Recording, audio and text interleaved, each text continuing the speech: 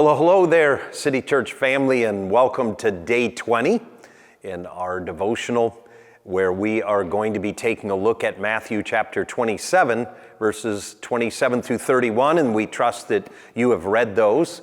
I also want to say thank you for so many of you who've reached out over the past couple of days. As you noticed, we were filming the prior couple of videos from Greenville, South Carolina, is where my son and I were down in Greenville holding vigil at my dad's bedside. He ended up passing away early in the morning, but it was such a blessing for me to be there with my son, as well as my two older brothers and my mom, and all of us could really sense God's presence. Now, again, thank you for those that have reached out and let us know about your prayers and your just heartfelt, warm texts and emails and Facebook messages. I want to thank you for that.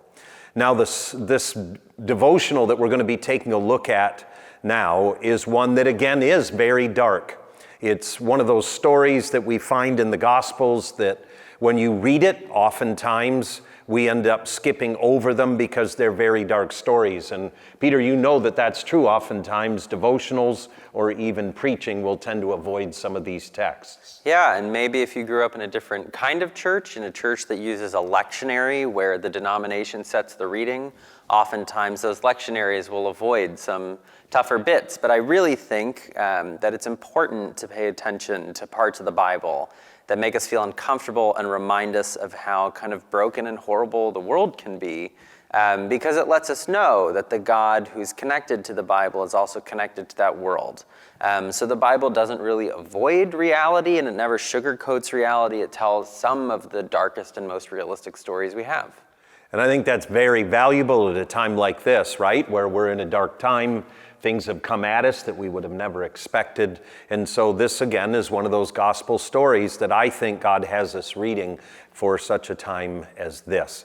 Now, we will notice, and you've already read it, that it's this dark story where these Gentiles, these Roman soldiers, they're moving towards torturing Jesus. They are mocking him. It's the beginning of that long kind of procedure that the Romans called crucifixion. But what's amazing is they're mocking him for being King of the Jews. But what is also noteworthy, though, is at the beginning of the Gospel of Matthew, we see some Gentiles that come out of nowhere, and they declare Jesus as the King of the Jews. That's what the Magi do. And so the arc of the story of Jesus as being the King of the Jews is quite incredible. It starts off with massive celebration with the Magi, these Gentiles pointing out that he truly is the King, and then now here at the end, he's being mocked and being crucified for that. I think that reminds us of something that recent biblical scholarship has really wanted to emphasize. And I think City Church often wants to emphasize that the story told in the Gospels is, before it's anything else, the story of how the kingdom of God came to earth. And so if you see these two episodes as the Gentiles who come to worship the King of the Jews, and the Gentiles who mock Jesus as the King of the Jews, as kind of almost bookends to Matthew's gospel. Yeah. What it helps remind us is that everything in between is also about Jesus being the King, but not the King of the Jews, the King of the kingdom of heaven. So as we look at our story, what we discover, though, is if Jesus is a king, there's a certain kind of a kingdom. At least there's a sense in that kingdom, and he as our king is the example of that. And so what we discover very quickly is Jesus does not fight back. Jesus does not call for violence.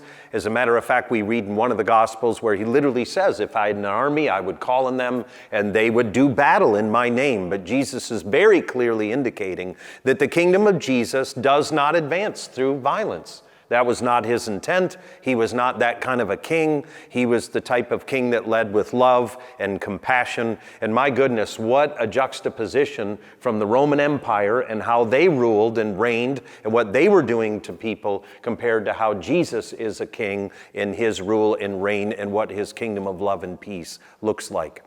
Now, the other thought, though, is you're reading this, you're seeing how these Romans are abusing Jesus. You get the sense, if the story was to stop right here, that the Roman Empire would have won.